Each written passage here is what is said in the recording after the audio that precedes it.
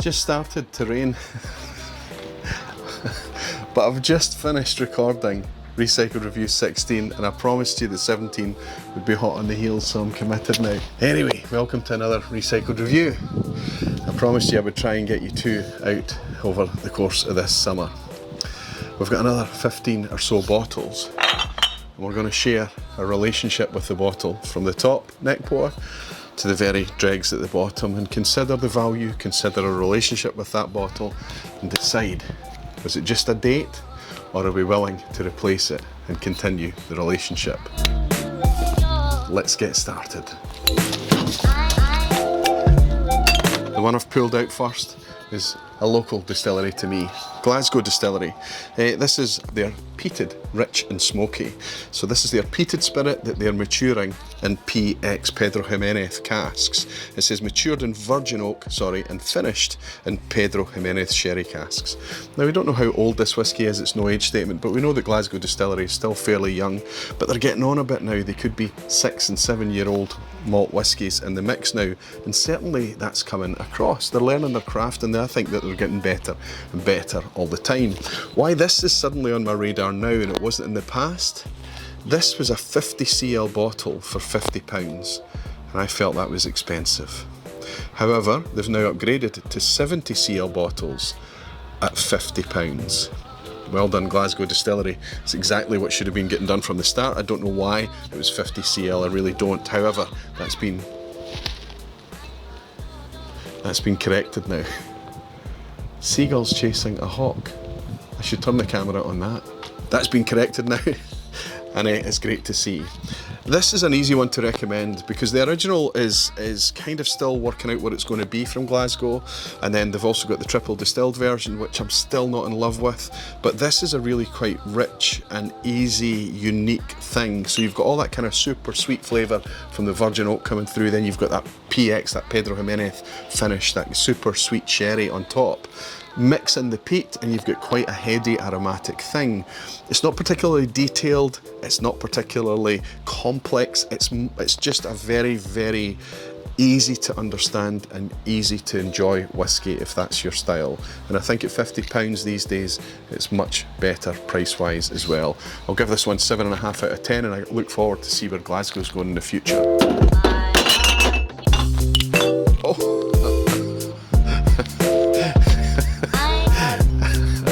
I'll get a glass for this one. And my enthusiasm to get another Recycled Review video out to you, I think I've thrown in some bottles a wee bit too early. This is a Swedish whiskey. This is from High Coast in Sweden, and this is their ALV, but I think it's pronounced Ulv or Älv, I think, if I understand well, but not knowing Swedish or how to pronounce Swedish, I'm not very sure.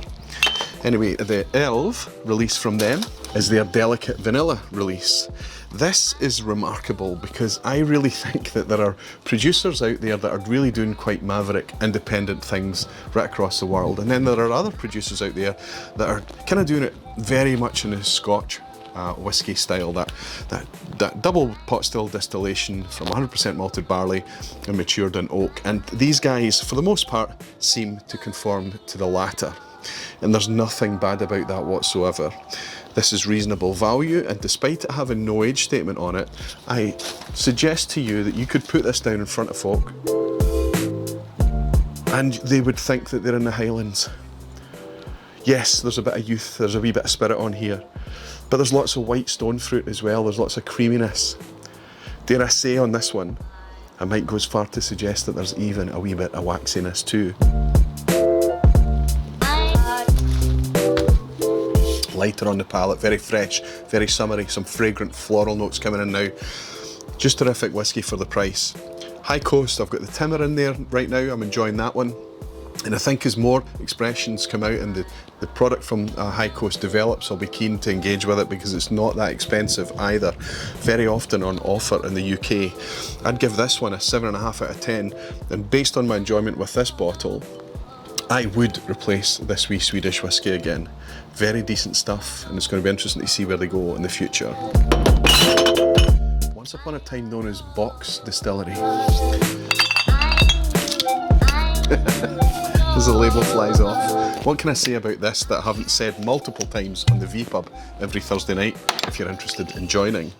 This Speyburn 15 is just a fabulous discovery for me. I've enjoyed the development of this Speyburn 15-year-old from its slightly lighter, paler batches through to the more recent, much darker batches. And maybe there'll be a waxing away in there and maybe it'll go back to paler batches again. But this is natural Speyside whiskey, and it's terrific to have this because it wasn't that common. This is 46% ABV, unchill filtered, 15-year-old age statement on it, and I've been buying this originally early 50s, £55. It's crept up a bit now and it's at £65. Yada yada yada, everything's gone up in price, but still at that price point, it's still offering great value. There's a weight and a body to this, and I think that when you get a darker version of this, it reminds you of a Mortlach sometimes, and if you get a lighter version of it, it reminds you of a very bold, powerful, honeyed Highland style of whiskey. I think the stuff is terrific. As that demonstrates to you, 2 bottles of it, and another one in there right now. Speyburn 15 is terrific. For me, this is a 9 out of 10 whiskey. Honestly, I know that a lot of you are saying, yeah, Roy, I'm enjoying it. I think it's a good whiskey, but it's not as good as you say it is. Listen, it's each to their own. It's always very subjective. Remember that recycled reviews are always about one man's opinion, and I always link other reviews in the description box below. But for me, Speyburn 15, it's a cracker. And just on the value proposition alone, and just such a unique proposition, it's a 9 out of 10. Inverhouse, please don't ruin this whiskey. Fantastic. Slip over to Islay. Didn't I used to do this? Yeah. It's been so long, right? This is one of the guardians of Islay. Back in the day, I used to consider that Lagavulin 16 was the guardian of Islay. But now at 80 to 90 pounds a bottle, and just with the nonsense that's coming out of Diageo right now, we're kind of moving on from that now, aren't we? We've still got Ardbeg 10 there, which is really rock solid and still fully natural. But this wee bottle is getting better and better all the time, and it's been enjoyed by you guys more and more too. I'm really quite surprised at how quickly I've got through this wee bottle of Port Charlotte 10-year-old. I think it's a cracker. 50% ABV as well, and of course because it's from Bruichladdich we can be assured that it's fully transparent too. Wonderful natural whiskey, good price as well. I've not seen this anywhere north of £50, it's still well under £50 even today. 10-year-old Islay whiskey for that price and this quality is good. Listen, because it's from Bruichladdich, there are elements of Bruichladdich that doesn't connect with everybody. Some people get a wee bit of a kind of more lactic note, and I have certainly experienced that in the past. I find that it's less and less so going forward. You really need to search for it these days. I also think there's much more complexity, there's much better casks involved. Everything's just getting better and better from that Islay distillery. I think we're in good hands with Bruichladdich and Port Charlotte, and I look forward to seeing how they develop going forward. But for me, this is an easy 8.5 out of 10. Good stuff. This is a bottle I want to make sure gets smashed maybe. I could see that this would be... Listen, this is Daftmill, and people go crazy for Daftmill, people really love it, and I think that that's so much to do with the story, the uniqueness of the fact that it is, you know, that single farm. They grow their own barley, they're making their own whiskey, and 2 seasons a year, just when they're not working on the farm, they go off and they make whiskey, and that's super, super unique, and it's a really compelling story. And what that inevitably builds is a very real vision of scarcity. They fill 100 casks a year, around 50 casks per season. There's really not a lot of this whiskey about, which is why It's £100 a bottle today.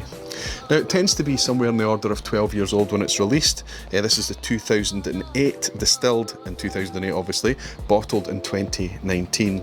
So this is about 11 years old, this one. This is the summer batch release, limited edition of only 1,760 bottles, and that's globally. That's before we even get to the single casks, which are even more sought after than these kind of core releases.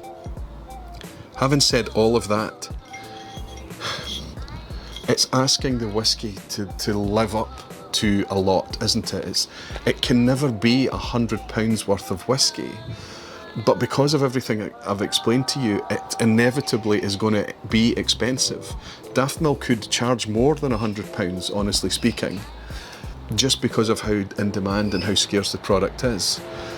However, I would suggest to you that if you spend £100 on a bottle of Daftmill, you might find yourself struggling with it because you're paying for the fact that it's hard to get a hold of. It's excellent whiskey, it's delicious whiskey. I'll go further than that and I'll say that it's even unique whiskey. You can taste the fermentation in Daftmill, you can taste the fruit, and you can taste, honestly, I know that it's ridiculous to talk about and think about, but tell me I'm wrong, you can taste a farminess to it too. It's excellent whiskey, but it's hard to get a hold of. Maybe I'm speaking to a lot of you out there that have never got your hands on a Daftmill. I've been very fortunate to get my hands on a couple. Is it worth £100? To a lot of folk, yes. To me, it would be sad not to have a Daftmill on the shelf, and I probably would pay £100 to have a bottle there. But it's not an easy thing to recommend, and I'm asking the whiskey to do a lot of work still. I'm going to score this wee 2008 an 8 out of 10 and say that I very much enjoyed my time with it.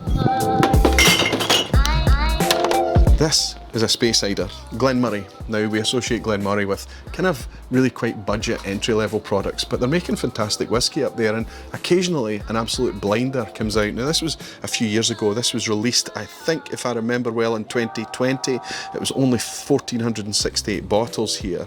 The reason I want to talk to you about this in a recycled review is the fact that it's a very good Glen Moray, but I'm also curious as to how much I'm loving Madeira cask matured Scotch, whether that's from Ardbeg, whether that's from the other one was the Springbank one of a few years ago, which became a legend, right?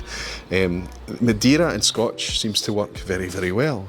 Yes, it's very cask forward, and you start to bring in all of those kind of fruits and dates, and you start to bring in the spice and even a nuttiness from Madeira too, but it works well.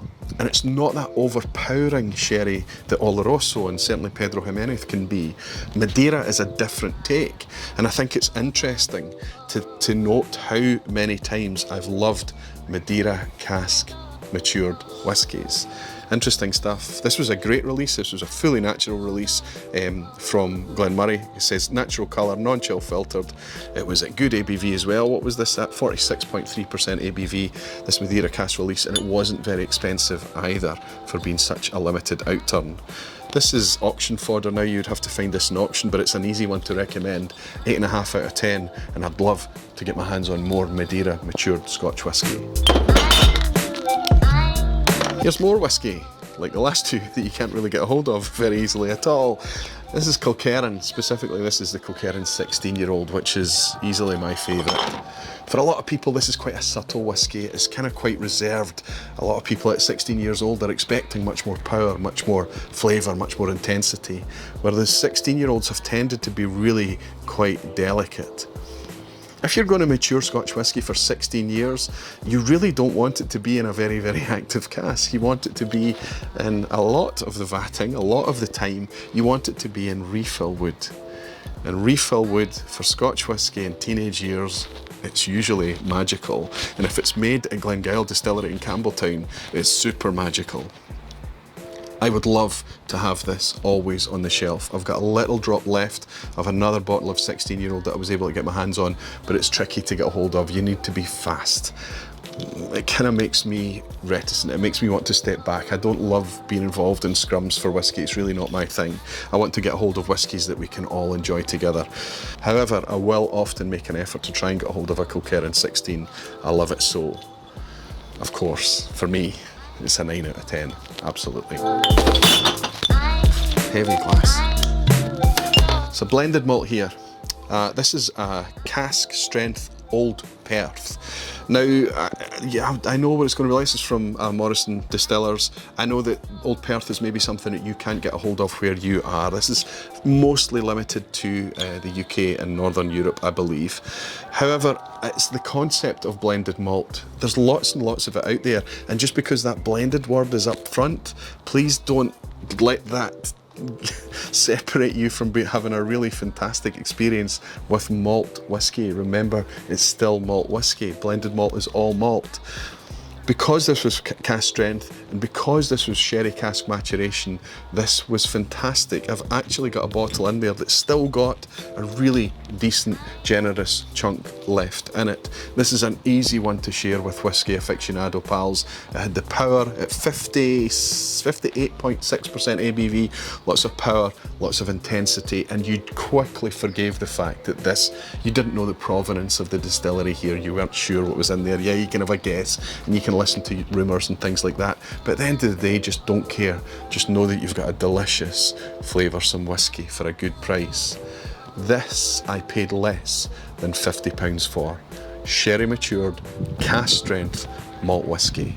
Incredible value, and an 8.5 out of 10. Still in the sherry theme.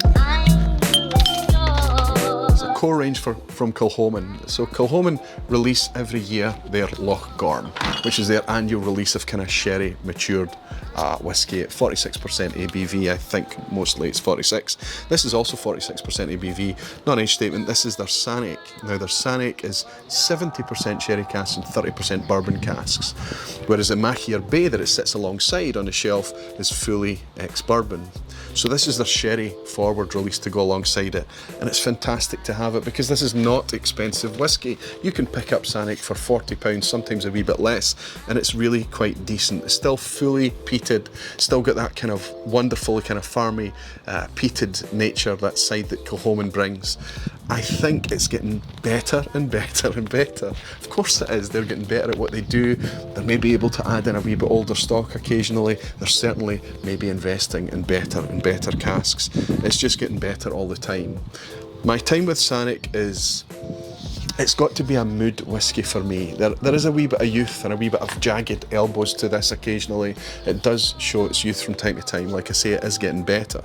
But still, it's become something that was a try before you buy to now being an easy to recommend.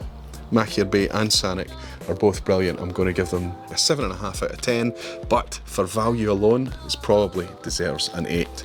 Terrific stuff. I might not have space in this recycled bin. Ardbeg. Ardbeg is a fan favourite. It's a cult whiskey distillery. There's a kind of cult, there's a real fan base around it. It really encourages that idea of kind of cultish attitudes, and I think that's been leveraged to the point that we are being exploited now. But I'm not going to focus on the committee releases. I'm not going to focus on the Fashil, the annual special releases from Ardbeg, because that's where the exploitation is. I think in the recent years, the quality of the whiskey that they're releasing at the prices they're releasing it at is not worth your attention or time. I think they are pandering to the collectors perhaps, or the invested fans, and I think that that's a shame. However, where we have to celebrate Ardbeg is their core range. It is absolutely rock solid. Yes, Ugadal is not what it was the first couple of recent releases that came out, but we could say that about literally any of the established distilleries and their core ranges. As time's gone on, the old stock that they used to have, they don't have anymore. This is the Corryvreckan, and yes, batch by batch it kind of switches on us and it changes quite a little bit. But we've got to remember we're enjoying 57.1% this bottle of Corryvreckan, ABV, cask strength Islay whiskey for very reasonable prices. This is good, rock solid Ardbeg. It's questionable whether I would choose this over the 10-year-old, because recently the 10-year-old for me has just been in that gorgeous, gorgeous sweet spot. But this Corryvreckan is a fantastic bottle of Islay whiskey to have on your shelf for not too much money. It's not cheap either. We're looking at north of £60 for Corryvreckan these days, but still, it's one I would recommend. I would suggest that Corryvreckan is still worthy of, depending on the batch, between 7.5 and 8.5 out of 10. So let's go with an 8, another 8, and celebrate the core range from Ardbeg. Let's nip over to Texas. We've got a Balcones here, but it's not a bourbon, it's not a rye, and it's not the brimstone. This is their take on single malt whiskey. Specifically, this is the Mirador. That means that they are maturing it in refill casks. This is their homage. In my mind, it's their homage to Scotch whiskey. And I think if you were to sip it and you knew it was Texas whiskey, it would taste like Texas whiskey to you. But if you were to sip it blind and you didn't know what you were sipping, more than any other product in their range, you could easily be fooled into thinking that you were sipping Scotch whiskey. I loved this whiskey. I bought this in 2019 and it took me a long time to get through it because I was being so very careful with it. I did manage to share it with quite a lot of people who were equally impressed. There are more batches of Mirador since and it's been fantastically well received. Wonderful stuff. Interestingly, this says whiskey on the label. I bought this in Texas. In the UK and in Europe, this would not be legally labelled as whiskey because it says aged at least 23 months on the back. There is no way anybody would pick this whiskey out as less than 2 years old. That Texas climate has really kind of forced things in and out of the cask. It's brought on the aging much quicker than it otherwise would have in any other place, and certainly in Northern Europe. And it's turned out to be a fantastic product from refill casks. Really does hide its age very well. Terrific stuff. Mirador, is it going to be another 8 out of 10? 8.5. Let's pause for a second as I throw away another bottle of Kilkerran 16-year-old and talk about scoring. There is very formulaic, well laid out, established scoring. The scoring that you'll discover on sites like Dramface and Malt Review, Causeway Coast Whiskies, the Dramble, Words of Whiskey, all of these places, good, reliable, trustworthy sources to go and get your whiskey content from, and they lay out and demonstrate exactly what their scores are all about. And recycled reviews is just much more kind of laid back. You can see that I've literally from the beginning had columns in there on the spreadsheet that's linked to, by the way, on every single recycled review, so that you can go back and see the scores for every whiskey I've reviewed in a recycled review. But I'll tell you in those columns where I've literally changed my mind. There is a column where I put changed my mind. So I can drop scores and bump scores based on batch variation, based on my journey developing, based on perspective, experience, whatever it may be. Please do not get hung up on scores. Always listen to the words, read the words, take into account the context, get to know the palate, get to know the reviewer. It all means so much more. Scores are dangerous at times because they can be leveraged, they can be artificially hyped and pumped up. They can also be weaponized in order to throw stones at brands and bottles of whiskey. Always read the context and always take my scores here with a pinch of salt, and remember, it's only ever one man's opinion, or one person's opinion. If you're watching recycled reviews, it's one man's opinion. Anyway. Here's a cheap supermarket bourbon. Excellent, easy drinking, throw it, mix it, do whatever you want with it. Don't expect it to be great as a neat sipper. There are too many other good bourbons out there. Eagle Rare, the 10-year-old Eagle Rare is better, even though it's at 45% ABV, the same as this Bulleit from Diageo. I would recommend, if you are looking for a bourbon to sip and to mix and to relax with, go for Wild Turkey's 101. For me, the flavour profile fits better. It's got that much more richer, denser flavour profile, helped by that 50.5 ABV. This at 45% ABV was just a bit lighter. Still, to knock it would me be throwing a huff at Diageo probably. So let's not do that. Let's just look at it from the point of view that I was paying 23, 24, 25 pounds for this stuff and getting on okay with it and enjoying it. Will I replace it? No, not while Wild Turkey's there, absolutely not. I enjoyed my time with this, but 6.5 out of 10.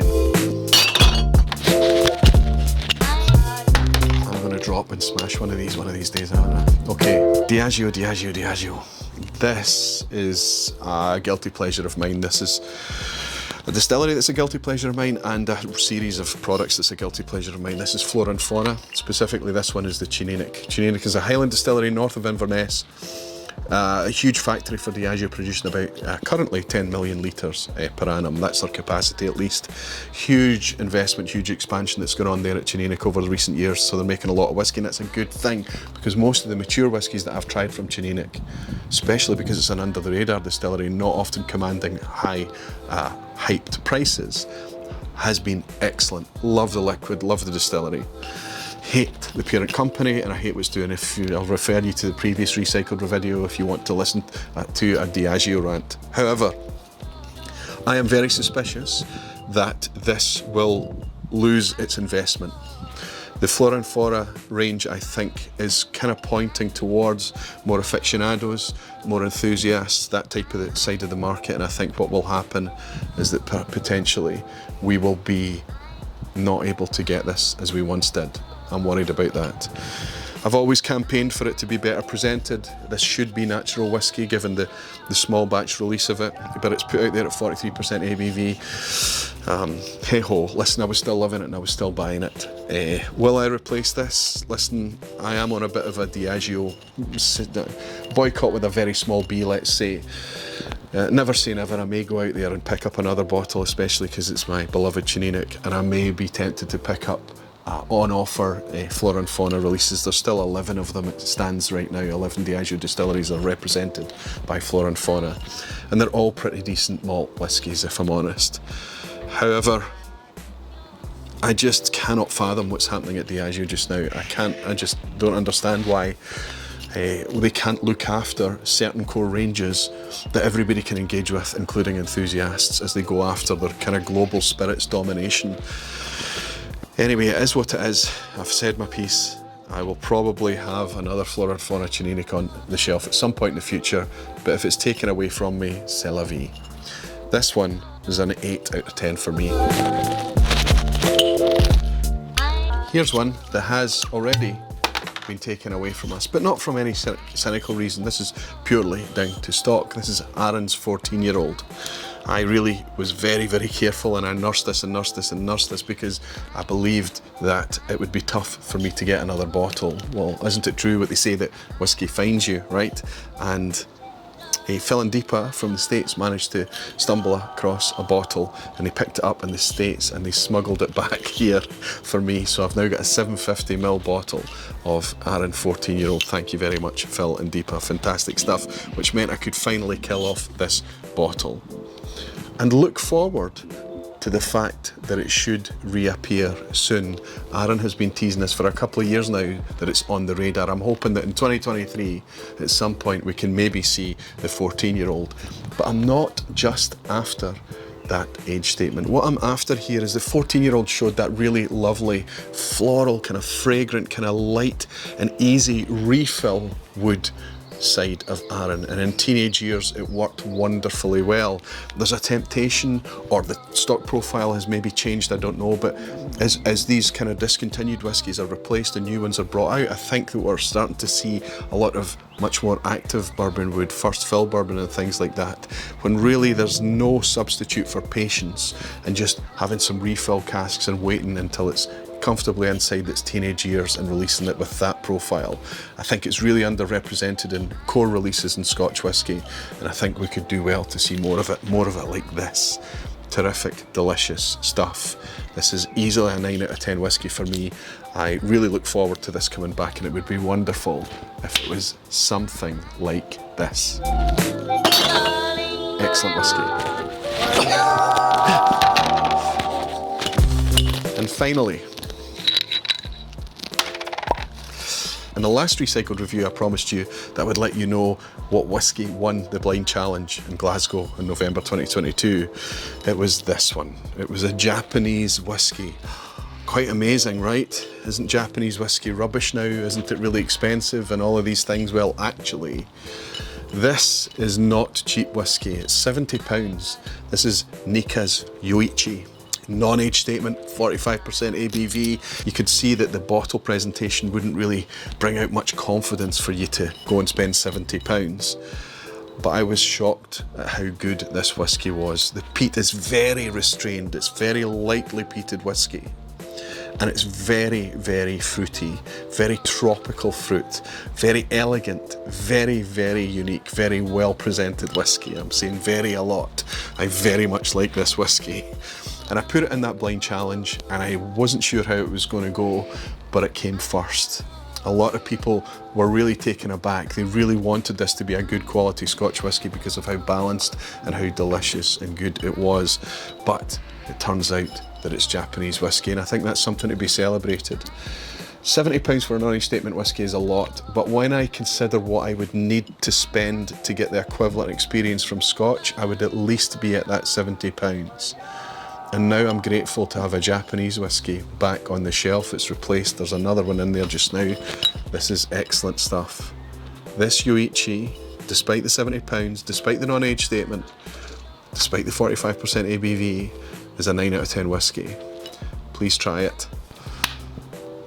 9 out of 10. Hopefully I've managed.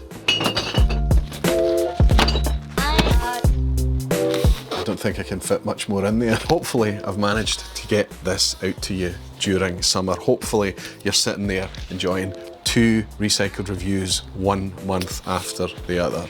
And hopefully I'll manage to get the next one to you a wee bit quicker than a year. But you know, it does take a while to get through 15 bottles of whiskey. I'm also finding that the more whiskey that I tend to accumulate, the harder it is to kill off bottles because you're going through things at incrementally smaller levels. So it does take me a wee while to clear through 15 bottles of whiskey. I'll just thank you once more for your patience. In the meantime, I'll remind you about the V-Pub every Thursday night if you want to join me for some whiskey chat, talking about general topics, enjoying, welcoming and lots of really cool whiskey folk every Thursday night. You can pick it up live, or of course you can pick it up on the replay. I really appreciate everyone that does. Also, if you're looking for some whiskey content, we've got Dramface out there, the podcast, and daily reviews dropping from a fantastic team of enthusiast, independent writers, fully community funded and independent as well. I'll be linking their work in the description box below, along with all the other trusted sources that you guys can engage with in order to make sure that you're not just ever listening to one man's opinion. I'll raise this glass and say, here's to Recycled Review 18 whenever that comes along. In the meantime, Sláinte mhath. Cheers everyone.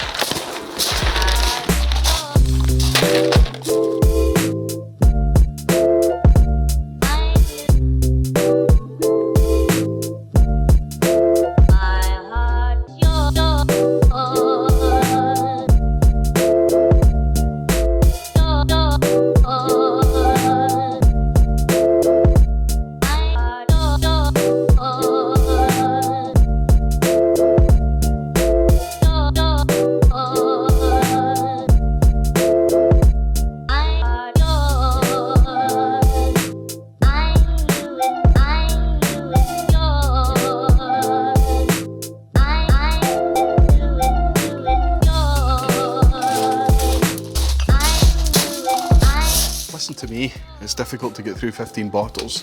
Here's some bonus bottles for you. Kilkerran 8-year-old cask strength.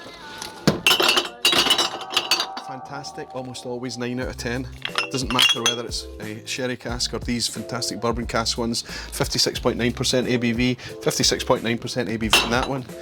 Deanston Palo Cortado 12-year-old. Love this stuff. One of my favourite ever Deanstons, long gone now, but 9 out of 10. Deanston does brilliantly in just about any cask, right? Here we've got a Clynelish Distillery exclusive. This was only okay. I would give this a 7.5 out of 10. This is one of the ones that was missing the waxiness, unfortunately. Another Kilkerran, this is the 57.1% release, the one that was Leachar sherry cask. I know that it was divisive, but so many people loved this, and I was one of them. This was a 9 out of 10. It's been reviewed before on the Recycled Review. Wolfburn Northland, this isn't mine, this is Heels from cousin Kevin. Thank you, Kevin.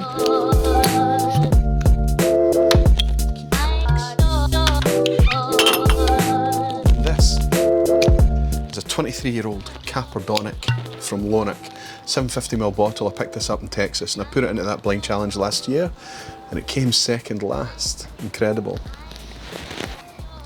Oh wow. Still excellent. Scotch whisky. Cheers.